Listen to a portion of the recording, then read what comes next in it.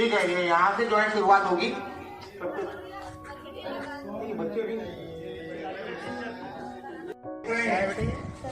तमाम बच्चे जो है अपने मॉडल लेकर बैठे हुए हैं और सदर मुदरी साहब के साथ तमाम असातिज़ा इकराम की टीम उन मॉडल्स के मुआयने के लिए निकली हुई है। और जिस बच्चे के मॉडल्स को देखा जा रहा है, बात तो क्या है आपका? Water safety related to environment. दरख्त बचाएंगे तो पानी water is the source of life, without water we can not survive. There is no life without water. We should not pollute the rivers, we should fix all water leakage.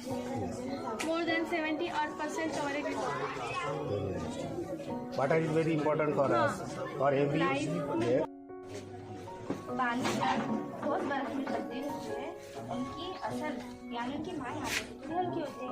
इस वजह से बर्फ के मंजरित होने के दौरान उनका हजम बढ़ता है, उनकी साइज बढ़ती है और उनके बर्फ की कसाफत कम होती है, इसलिए बर्फ के टुकड़े पानी पर तैरने लगते हैं। बहुत ही अच्छा। क्लास से 7 से 20 है। आपका नाम क्या है? बर्फ के दूसरे ग्लास के अंदर डालने पर इसके अंतराल सर्द हो जाती है। हवा में मौजूद आगे सर्द हो